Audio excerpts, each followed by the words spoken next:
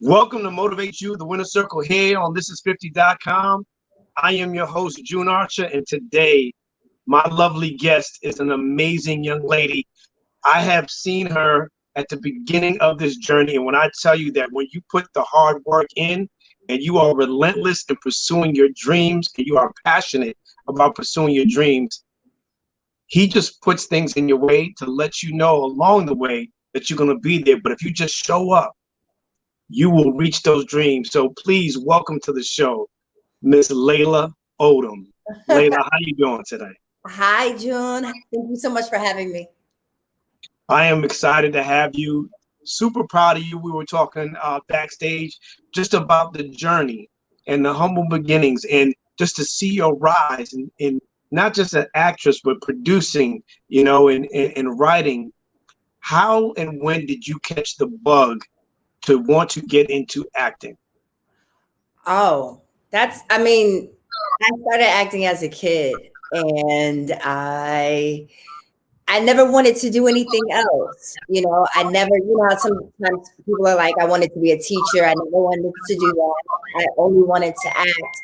And I just started probably maybe like 8, 9.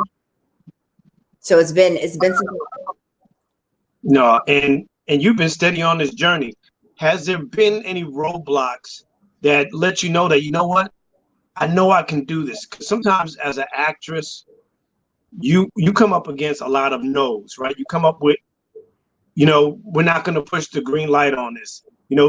People don't really always understand the process that it takes to get greenlit as a movie or to even audition to get a part.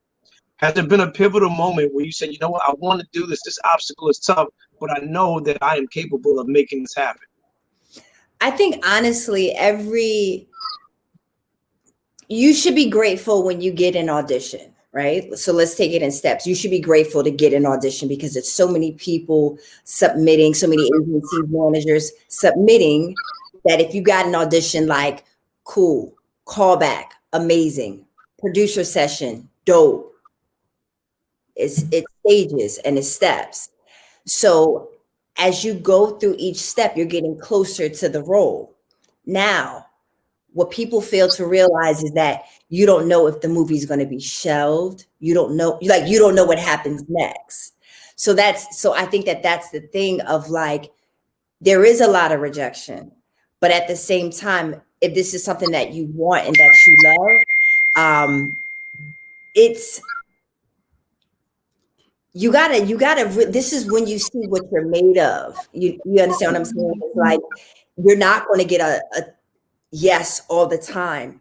You almost have to be accustomed with no. And you have to accept it and move on. You can't sit in it and like, well, hey, you can't do that. You got to move on, because what's for you is for you.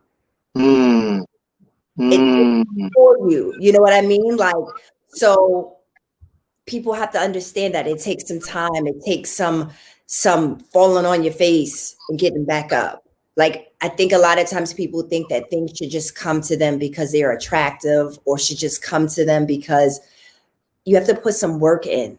And that's what builds that character, so that when you really do get that break, people are genuinely happy for you. People want to see you win. It's okay. I feel like I've been the underdog for a while. It's all right. Like, stay focused on what you want to do, and it will happen. As long as you work, it will happen.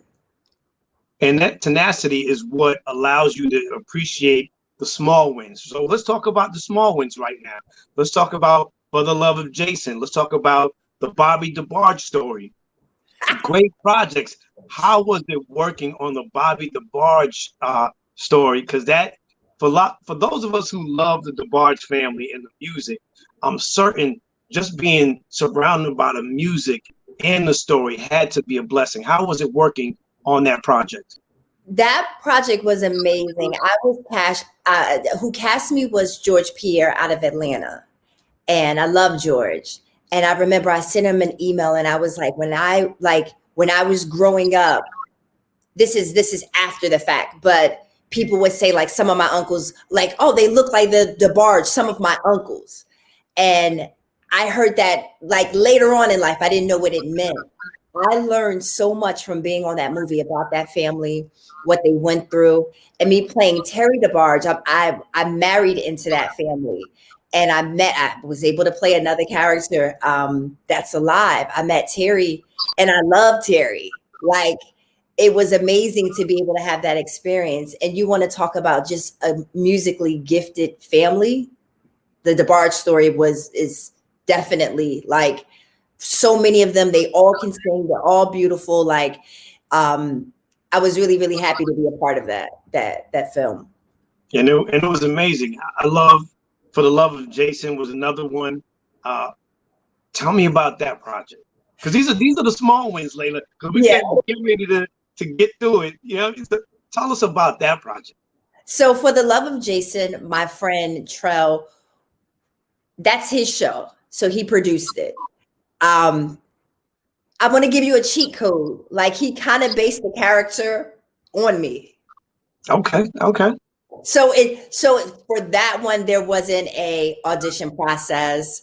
It was like, do you want to do it? I'm like, yeah. It was pandemic. It wasn't a whole lot going on. We ended up, like, the synergy of that cast is like no other. Like, we still hang out and kick it. Like, Trell, Kareem Grimes is my friend.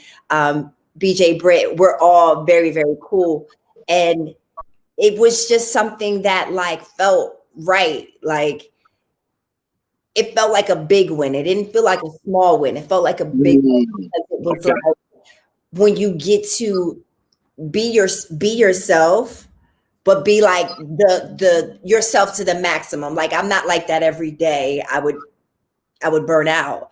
But just to have fun with friends and everybody on set, it just was an amazing experience for me. And to be able to be funny and have the love interest and to, you know, like, touch on certain things like the interracial dating, being divorced. So it was a great experience to run the gamut of different issues that we deal with as young people in LA, past like young, like we're not 25, like we're not 21, but like grown, like not old, you know, but like in that 30 something, like right there. So I think that it was a really smart show, a very necessary show, but it was really great for me being the only female lead. Let me pat myself on the back. You have to. It's only right. It's only right. It's only right. Yeah, but those are just great experiences. And for you, we talk about the process of acting. For those who are interested, who are watching, who are listening, the process can be very tedious. What can you say from just having keys to success, or any gems that were given to you along the way that you could share with somebody who has been through the process and they're feeling a little bit like, you know what, I've gotten too many no's. The door's been closed in my face. I feel like maybe I'm blacklisted. I don't know. Maybe I need to do something else. What do you say to that person who has been getting, you know, audition after audition, but has not had the opportunity to really break through? It's coming. Like, it's so funny. Sometimes I run into actors and they're like, I don't watch TV. That's bad. That's not good. That's not good. One of like, an ex-boyfriend of mine taught me something like years ago of, when it comes to acting, like, as a profession, think about it like this. If you were a basketball player, you have to watch tape of the other team. You have to know the stats of the other team. Like, in acting, like, we don't have any rules, because, you know, people are like, I didn't go to acting class and I'm a natural. Great. You might want to get a little bit of training to help you in that time of like, I don't know what's going on. And in my time of, I think everybody goes through it. You're not working, you're not booking, to be able to turn to other things like writing your own projects. I think in my time of like, I wasn't really on a show, I had gotten off a show, and you don't know when the next job is coming. I turned to social media and I was able to like create there. And in it a worked. in a major way, and putting out content that is hilarious to us, not just hilarious and funny, but just things that it's just real life. It's just real grown people situations that you can appreciate Right. from a distance. Right, exactly. One of my favorite movies is Paid in Full, right? I redid Paid in Full for like I called it the Valentine's Day special, and I like still had the money making Mitch and all of that, but like created a different energy around it, and people liked it. It's not hard, but it's not easy. So many people think they're funny now. Listen, you are funny. Do your thing. Right. But I also studied. Like I went to UCB, which is sketch comedy. I wanted to not just be good. I wanted to be great. I wanted to be able to do film and TV. That's important. I want you to repeat that. You didn't want to be good. I wanted to be okay. Yeah. All It's right. There's a distinct difference that people. I'm just trying to get good. I'm trying to be good at. Well, guess what? Sometimes good is just average, and if you want to be average, everyone else is trying to be good, but just a subset of people that small percentage of people that want to be great. Like how many people want to be great? So that's important, Laila. Just tell them one more time for the people in the back. You don't want to be good. You don't want to be good because good is average. You want to be great. You want to be outstanding. You want to be phenomenal, because when you get to that point, then people can't tell you no. I'm so I'm so nice. You can't tell me no. You can't. And that's if you think of it and you keep that mindset of like, there's so many different memes that are like, make them know your name. I can't think of it right now, but it's let your work speak for you, so that like now we don't have to play any games. Like, you know what I've done. Right. You know how I do. You know how I do. Like I do this for real. Like it's not a game. It's not a joke. And if you don't believe, then just look at the body of work. That's it. And that speaks for itself. That should speak volumes if you are truly putting in the work. Right. I believe that. So I believe it too. Like listen, you wasn't with me shooting in the gym. It's not just for that. It's for a lot of things. Like working, like put it in so that when it is time, you're undeniable. Like that's the type of choice that I want to be, that I'm longing to be, when people are like, we couldn't see anybody else. It was only her. It was only you. It was only me. That's when you get to that point, you know, you sat there and you've taken all the free throws that you could take. You threw all the jump shots up that you could. You swung the bat as many times as you could, that people undeniably say, you know what? Like you said, I don't see anybody else playing this part except for Laila. Right. And it takes time. I like to be in LA. I wasn't caught up in like, I need a G-Wagon. Who am I dating? It's not going to do it. It's not going to cut. That wasn't my way to get to where I wanted to go to. My way was like, let me be the best that I can be and let people know me for that. I don't want people to know me for my personal life. I want you to know me like, she's mad funny, she's this, she's that. Like, those are the important things that I want to be known for. I don't want to be known for personal things or for drama or for, I'm not knocking you. If that's your thing, that's great. I don't want to be known for that. So I think those are things that were really important when those days, because we all have days where it's like, I don't know how to keep going because I'm getting a lot of no's. That's the things that build character, that keep you around for a long time. And when you're around, it keeps you humble as well, because you should. I can't say that you will, but you should remember those days that were humbling, that came before the success, came before the money and the notoriety. And it's all part of the journey. 100%. I think people are so quick to crown themselves and say what they're not going to do. And like, I'm not above certain things as long as it's good and it makes sense. If it's good, it makes sense. I'm not above it. You know what I mean? I'm still on my path. I'm still on my journey. Like, I'm still learning, but like that learning curve starts to change, and I want to be challenged. There's other things that I want to be able to do. Like I want to do an action film. Like, yes, I want to do comedy, but I still love drama. I still want to do that. So it's just, you know, things that this is just the start. This is just the beginning for me.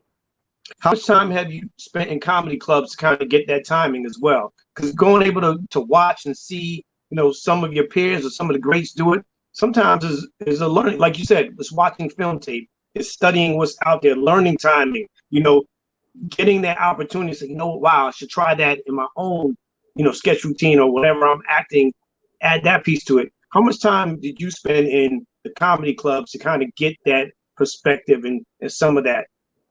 I'm going to tell you my first job in LA, I was a waitress at the Comedy Union. Oh, now I remember that's where we met. So that was where I knew, like, and you told me, like, I have dreams and aspirations. So that was when there were so many greats that would perform all the time. Rodney was there. Yeah. Rodney Perry would host. And it was awesome. I remember coming, and I believe I was working on a Tyrese album and a Marion album. Kept going. And I would see you like night after night. And I'm like, so what's going on? And you would tell me, and I'm like, to see the journey, Laila, is amazing. So when I tell you, I know firsthand your story. No one could tell me Laila Odom didn't put the work in, because I saw you from that. But back to the question in terms of the timing. I learned so much from working there. Like I learned, and the thing is, I wasn't learning it here. I was learning it in the back of my mind because I was serving drinks and I was doing this and that. But I was learning, there was a quickness that I was learning to deal with people, because you can't be around comics and they don't like come for you or have little jokes. And I was able to like it got me, it's almost like sparring of like all of my analogies are with sports. So forgive me. But no, we're good. I'm a big sports analogy fan. So we can keep going. So the thing about it is I remember like comics can go up on stage and like they can rehearse and bomb and the next night go up and be amazing. Right.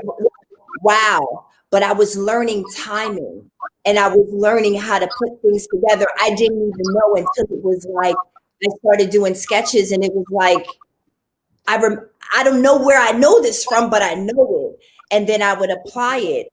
And then I would be like, I'm just going to be honest and talk about my situations and talk about like how I would react. And people liked it.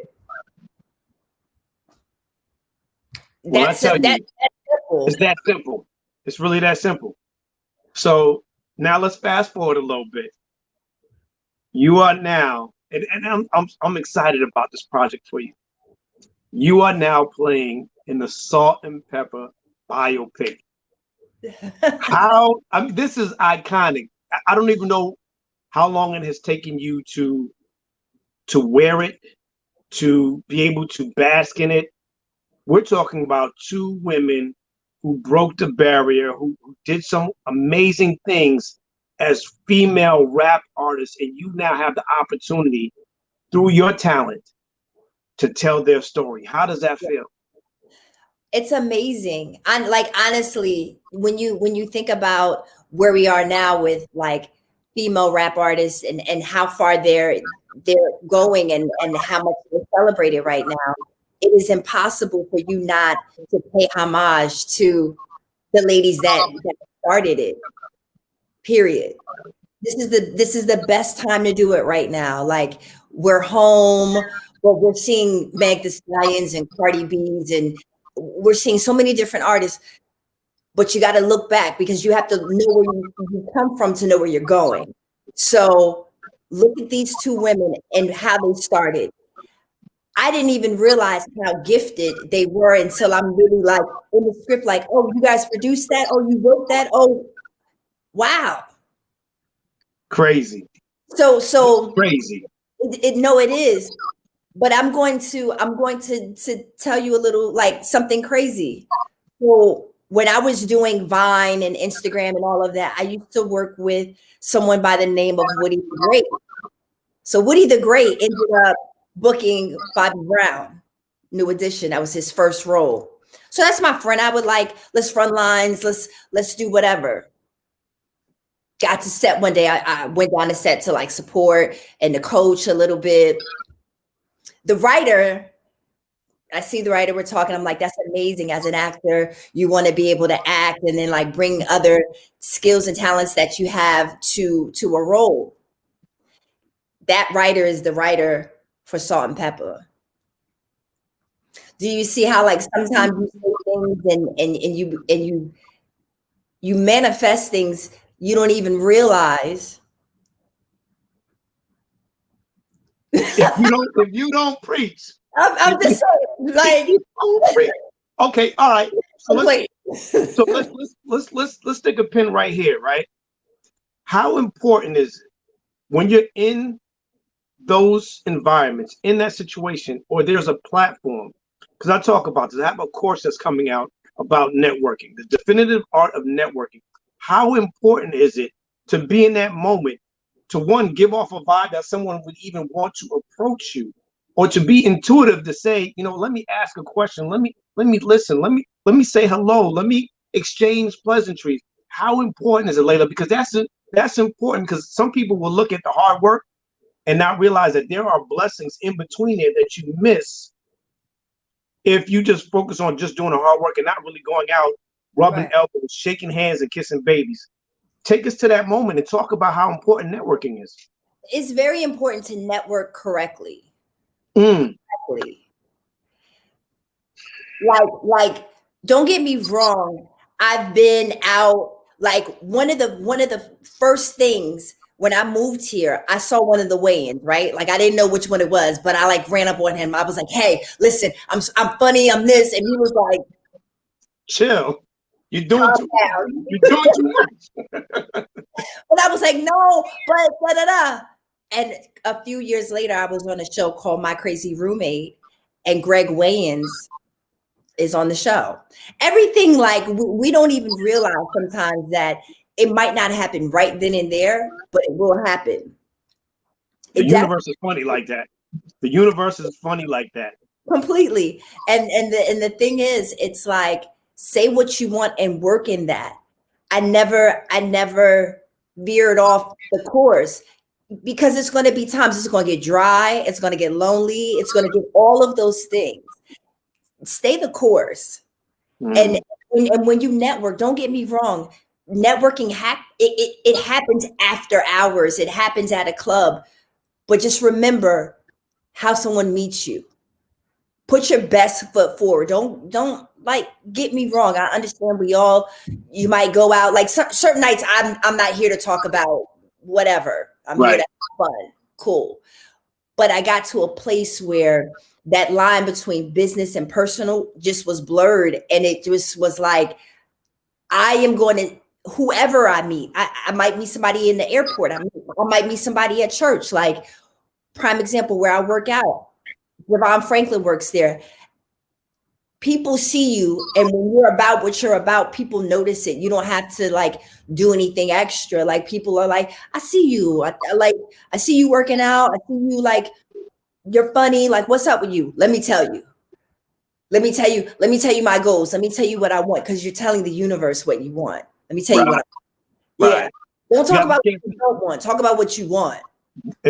You got to know when to shoot your shot and when to just hold the rock. That's it. Every blessing that is yours, you said earlier, is for you. You don't have to worry about it. So broadcasting it, you can share these dreams. You can speak it, put it out into the universe, speak it into existence. Right. But there are times and places that you just have to just be present. You don't have to say much. Yeah. Just be present. Just chill. They'll notice. If there's a presence about you, from when we met, there was an energy, there was a spirit about you. If you maintain that, the blessings come, even when you don't expect it. You still have to stay the course, but the blessings will come. Like, seriously, I did these sketches with Woody called Stories with Kev, which was about Kevin Hart and his stand-up. And I ended up getting a movie years later called Undercover Brother 2. The director directed all of Kev's stand-up, so that when it was time to pitch me, it was like I knew her, and he had worked with me on a project that didn't really go anyplace. Right.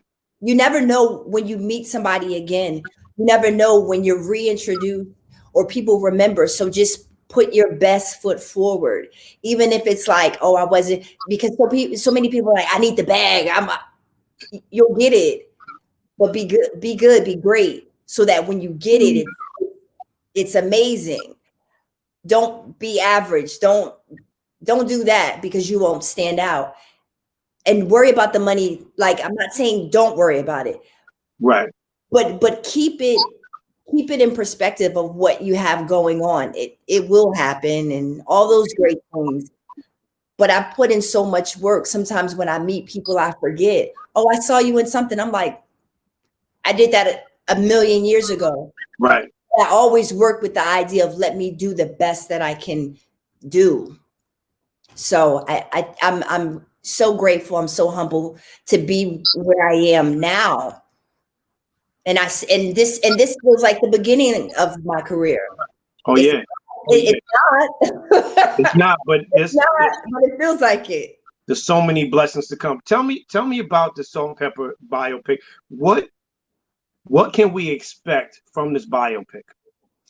The biopic is about more so two girls that are friends, that are getting into a business that they don't know anything about.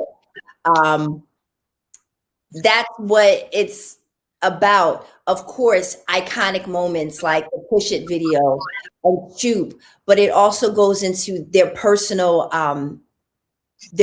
relationship and their personal friendship. And I think that that's really important. But of course, the music is there, the fashion is there. I was scared. I was like, where did he go? I'm giving you the mic so you could. I know, but I want to see you too. I don't need all that. I just want.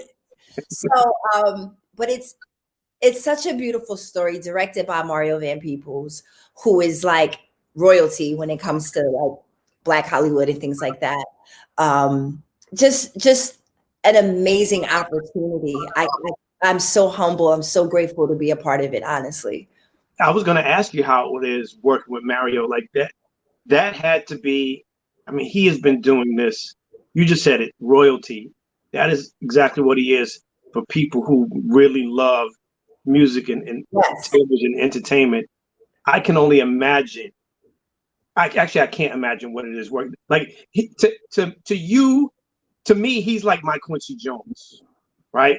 Right. But I want to one day aspire to even do anything as small as he has done in terms of what he's done for film and television. Right. Amazing. Right. What did you walk away with working with him? He just has a level of professionalism and insight and a vision that I hadn't worked with before. Like, we're talking about someone that's very, very good at what they do, and they've been doing it for years. Like, I had a conversation with him about New Jack City. People don't realize that he directed New Jack City. Well, I mean, if you do your homework, you should know that. But we're not going to talk about it. Right. We're not going to talk about actors that say, New Jack City, I've never seen that. Okay. All right. All right. Okay. Listen, I don't want to do my. No, we don't have to do it. To basketball, but it's like if you watch the 10-part series of the Bull, like if you're a fan, you watch and you notice what people are doing because it directly or indirectly affects you. You might want to know who the showrunner is of your favorite show. I would think so, but I mean, I would think so, but I still look at the back of the album credits. You know, that's just me. But we won't go there. We won't. Right. I watch the credits and I'm on IMDb because I want to know who did what and who really, like, how did this, let's say DP is working with this director. Like, I want to know. Not everybody wants to know. That's great. But that's the difference between good and great, though. Right. That's the difference between being good and being great. Listen, to work with MVP, because that's what I call him. Amazing. Like, honestly, I couldn't have asked for a better situation. I couldn't have asked, like, because I didn't know what I was asking for. But to get this is like amazing. Now, did you get the chance to work with Salt and Pepper on this? Did they give you any insight? Did they give you any like little nuances that you were able to take into on set to kind of make that character have a little more oomph to what you were bringing on screen? The great thing is that Pep is already super spicy. Let's just be very, like, she's spicy. So there wasn't any oomph that I needed to add. Like, some days it would be like, bring it back. It's too much. So I'm going to say this and then, like, I'm going to leave you on this. Pep's first child is Tyran, her son. And this is like the first day of shooting. And I have a scene with the young actor. He's like maybe 3. He's a baby. And he was like, I don't know, being a baby, to be honest. He was being a baby. And I was like, oh, I don't like this kid. Let's get a new kid. Like, I know I said that. I know I did. Like, did I say that out loud, Laila? Did you just say that out loud? Like, totally. I was like, he's not. Let's get him out of here. Let's get some. Like, I was tripping, but listen. Okay. Pep came from around Video Village, and she was like, "You can't do that. Like, you can't just be like, bye, Tyran. He's your son, and he's a baby." And I was like, "Wow. Point taken." Wow. Because I didn't know. I'm not a parent. But if she wasn't there, I wouldn't have gotten that moment. And by the end of, like, my time working with that young actor, the last thing he says, like, I'm holding him. I can't wait until people see that scene. I'm holding him and I put him down. And he turns around. He says, "Bye, mommy." Wow. Wow. So to go from, oh man, this kid, and then for him to say that, it was like magic. It's magic. Yeah, it was magical. And that's how I feel about the whole project, of even the days it was hard and, like, I wasn't getting certain things and I don't know. And in the long run, it was so sweet because I was surrounded by so many great people. I mean, you rapping, singing, acting. Like, I'm certain there were days on set it was just, you go home and you're just tired. Yeah. But what got you through those long days? That I've wanted to do this my entire life. What else is there for me to do? When you are where you are and you want to be there and it's a gift, you don't get tired. You don't. I didn't bellyache. Like, I lost my voice for 3 days. Yes, 3 days. And even sick, I want to be on set. I want to be working. I want to be acting. So I just was living in a grateful, it was just so much gratitude. I didn't have any complaints. I didn't have any, like, moments of like, no, I won't do this. No, this is what I asked for. This is what you asked for. But be careful what you ask for. You just might get it. Exactly. Just might get it. Exactly. Laila Odom, we are getting ready to play this game called University of Dope. Unpopular opinions are welcome. We're going to have some fun. And gonna go through a few of these. Okay. So if you're ready, we're gonna play University of Dope. Okay. First one. Your best Thug Love collaboration. Who is it? Always on Time, Ja Rule featuring Ashanti. You're All I Need, Method Man featuring Mary. What's it gonna be? Busta and Janet, or Best of Me remix Maya featuring Jay-Z? Wow, that's not fair. But I'll go with the obvious one, Method Man and Mary J. Blige. All right. That's the obvious one. Lights, camera, action. The best film with a rapper in it. A, Belly. B, Paid in Full. C, Boys in the Hood. Or D, Set It Off. Paid in Full, very easy. All right. Erase one from hip hop history if you had to. A, Queen Latifah. B, MC Lyte. C, Lauryn Hill. Or D, Missy Elliott. You can't do any of them. Next. You can't do any of them. Next. That's the first. And I'm gonna let you get away with that. But you can only deny one of them. Okay. So, okay. The best song dedicated to your moms. Miss Jackson, Outkast. Hey Mama, Kanye West. All I Got Is You, Ghostface. Or Dear Mama, Tupac. Oh my God. Ghostface. It's the record. That's the record. Hey, yes. Who is winning in a jailhouse brawl? A, The Brat. B, Remy Ma. C, Young M.A. Or D, Foxy Brown? Young M.A. I'm going to go with Young M.A. Okay. I care with you. All right. Show me what you're working with. The best twerk anthem. Is it Juvenile, Luke, Travis Porter, or Waka Flocka featuring Wale and Roscoe Dash? For the 9-9. Listen, it's Juvenile.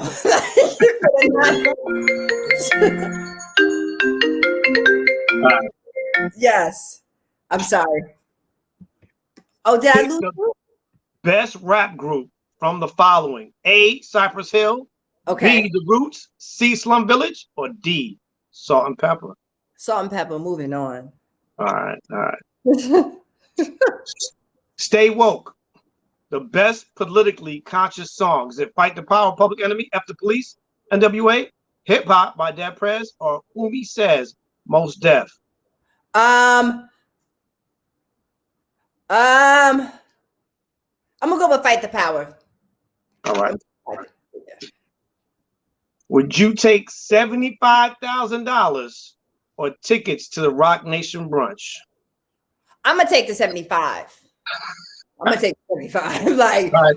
I ain't mad at you. If you had to erase one from hip hop history, who would it be? A, Nas. B, Notorious B.I.G. Don't do C, Pac, or D, Jay-Z? Don't do this. This is a disrespectful. Please get that off my screen. That's disrespectful. No. Unpopular opinions are welcome. I can't. Just because I know you and love you, I'm gonna let you slide. But for 10 seconds, can you recite the first couple of lines of Nothing But a G Thing? 1, 2, 3 into the floor. Snoop Dogg. That the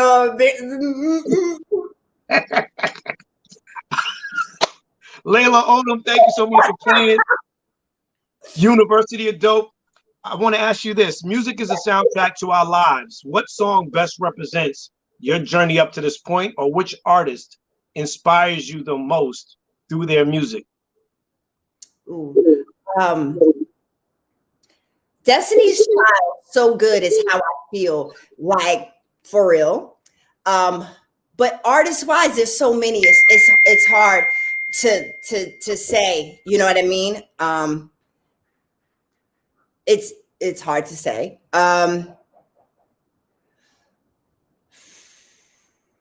That's hard. Give me an example. Give me like when you get on set. Let's take it back to when you first started the biopic. Yeah. What song got you amped to get on set and really take you from good to great? Let's just be honest. One of the best amp songs is Meek Mill, Nightmares. Like, you can't beat that. Like, you want to get amped, put that on. I live for Jay-Z, so like there's so many Jay-Z songs that like Yeah, you can. Yeah, insert any J record for me. insert, right. But Foxy Brown, like I love Fox. But a Nicki song can get you so right. It's so many different movements and moments. That's hard. That's difficult. Nah, I appreciate that. Where can we see you? Where can we follow you? And let them know what is happening January 23rd. January 23rd is the premiere of the Salt and Pepper biopic on Lifetime. It'll be on at 8 o'clock, January 23rd. And you can find me anywhere social media. It'll always be my name, Laila Odom, Laila. Last name is Odom, Odom. You heard it here. You saw her live in living color. Laila Odom. She told you when you're walking in your dream, be present in that. Make sure that along the journey, you're going to get a couple of no's, but if you love what you do, it never becomes work. And when you get there, be careful what you ask for. You just might get it. And when you get it, make sure that you're not just being good. Being good is the new average. You want to be great. Yes. Laila, thank you so much for joining me for having me on the show. I really appreciate you. We're going to be praying for you. We love you. Keep doing what you're doing. You haven't even reached the apex yet, sister. You got so much more left to go, and I can't wait to continue watching because I was there in the comedy clubs when you had your start. Listen, I appreciate you. I appreciate you so much. I appreciate you just being an example of what it means to become excellence in the business where it could tear you apart and tear you down at any moment. So keep doing what you're doing. Everyone, like her, love her. Watch the biopic January 23rd on Lifetime, Salt and Pepper, the biopic story. That's Laila Odom. I'm your host, June Archer. Thank you so much for tuning in. This is the Winner Circle. Motivate you on this 50.com. Be good. Bye, y'all. Thank you, June, so much. I appreciate you.